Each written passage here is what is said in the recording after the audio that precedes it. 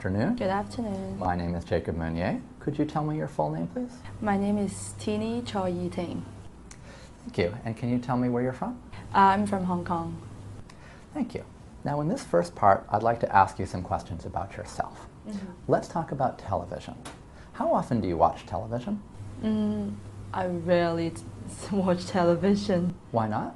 Because when I'm back home, it was pretty late, so I usually get online. Maybe watch YouTube sometimes, yeah. Which television station do you watch, if you watch TV? Pearl, yeah. And why do you watch Pearl? Because I like English drama, so like sometimes like for Monday, each Monday or every Wednesday they have different English drama. So if I have time and when I'm back home earlier, I have chance to watch those. Do you enjoy the advertisements on television? Some of them, quite interesting. And why? Because some of the advertisements are quite inspiring. Yeah, for example, like just 10 seconds or 15 seconds, you can think about something else which you normally won't think about that topic. Do you think most programs on television are good? It depends. Yeah, of course for the peak hours, the programs might be better, but for for midnight or early in the afternoon, they are not quite in good quality. Now let's talk about your neighbors here in Hong Kong. Okay. How well do you know the people who live next door to you? Luckily, I have my neighbors who is my best friend. She just moved in in my same building like a few months ago. How often do you see her? I guess nearly every day. Yeah. And why? Because I live with my parents and she lives alone, so that's why like sometimes like nearly every day I just go to her place and talk and then chit chat. What kinds of problems do people sometimes have with their neighbors in Hong Kong? I guess it's the problem that people not really willing to meet the neighbors or the strangers. For example, I know like in some Western countries, they will when they just move in, they will go and meet the neighbors and greet and maybe give them some presents or have dinner together. But then for Hong Kong, I guess not so common. So I guess it's a little bit cold among the neighborhood. How do you think neighbors can help each other? Sometimes like when, for example, if I have family, my kids, I have to go out for a while and then maybe the neighbors can take care of my kids. Or like sometimes when I'm not around and I'm out of town, my neighbors can, take care and see if there's any strangers get to my house. Now let's talk about flowers. Do you like to have flowers in your home? I don't really got flowers in my home. Why not? Because maybe I'm a lazy person, so I don't like changing flowers every week or every few days. Where would you go in Hong Kong to buy flowers? Flower market is the most popular place in Hong Kong for flowers. And why would you go there? Why would I go there? Because it's cheaper and I know it's fresh, because every day they will have fresh flowers delivering to those markets. On what occasions would you give someone flowers?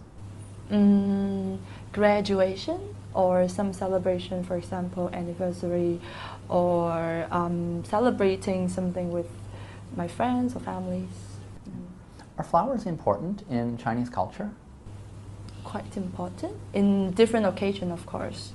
For example, in weddings, of course, they will give each other some flowers, or in funerals, they will also give flowers, or in different festivals, for example, Chinese New Year or Mid-Autumn Festival, they will also get different type of flowers representing different festivals. Thank you. Now, in this next part, I'm going to give you a topic, and I'd like you to talk about it for 1 to 2 minutes. Okay. Before you talk, you'll have 1 minute to think about what you're going to say. You can make some notes if you wish. Do you understand? Yes. Okay. So here's some paper and a pencil for making notes. And here is your topic. I'd like you to describe a time when you were asked to give your opinion in a questionnaire or survey? Okay, now remember, you have 1 to 2 minutes for this, so don't worry if I stop you. I'll tell you when your time is up. Okay. Could you start speaking now, please? Yes, sure. So I had an experience of answering a survey like a few months ago. So I am a member in a gym club, gym center. So one time I received a survey form, so asking about the service that they provide. So the survey is about like how good the service is, how the environment can satisfy the customer.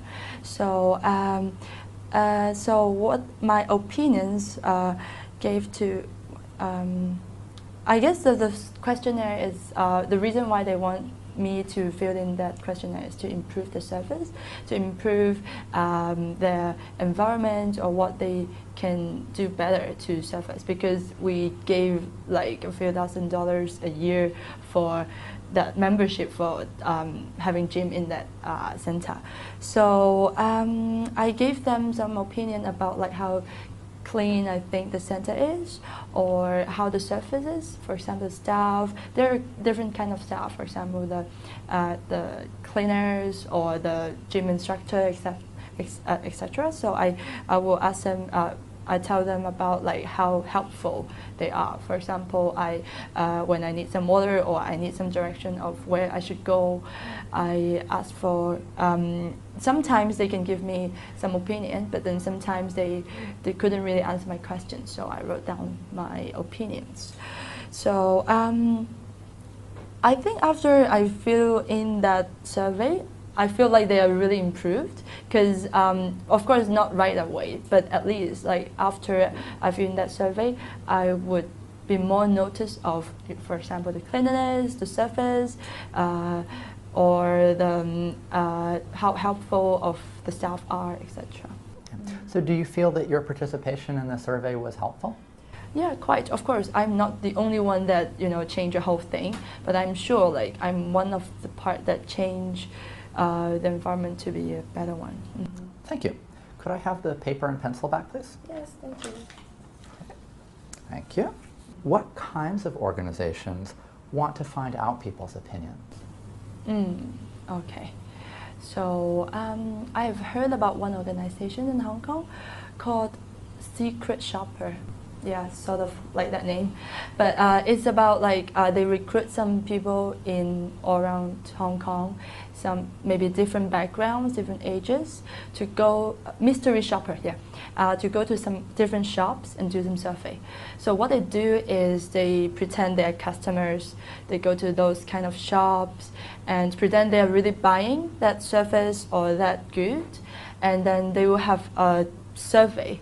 Do it secretly. Of course, they are marking with their forms, and then to observe if that company is delivering certain kind of service in good or in bad way. Yeah. Do you think that questionnaires or surveys are good ways of finding out what people really think about something? Yes, I think so.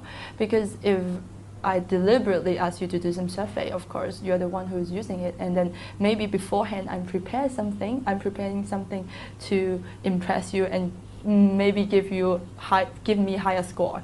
But if I do it like secretly, like that mystery shopper, so like you totally have no idea who is the mystery shopper, so I can make sure you are the one who, I'm giving you the accurate service, which is quite accurate. What reasons might people have for not wanting to give their opinions on a survey? What? Sorry, pardon? What reason might people have for not wanting to give their opinions to a surveyor? Opinion that they don't want to give? What reason might people have for not wanting to state their opinions?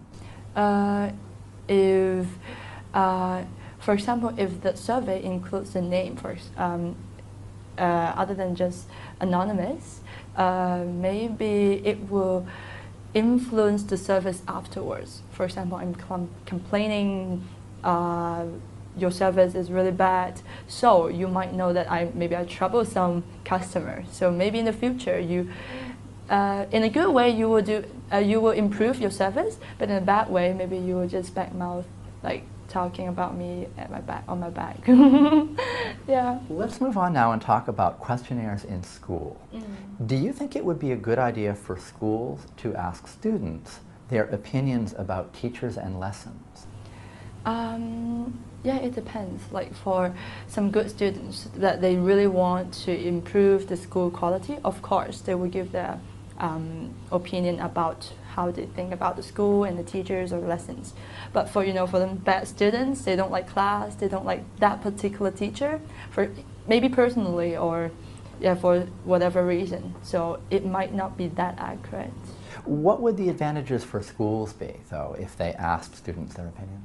I guess for the advantages, it would be the teachers will improve the quality when teaching, because it's not just the students' responsibility to work hard. Sometimes for the students who are interested in that particular subjects, it also depends on how innovative or funny is that teacher is. So I guess it would be a quite good thing to have that survey. Would there be any disadvantages in asking students' opinions? Yeah, I guess it will, for the teachers especially, because when they know they are being surveyed, so it would be or evaluated, it would be quite a big pressure for them. Okay. Yeah. Thank you very much. That's the end of the speaking test. Thank you.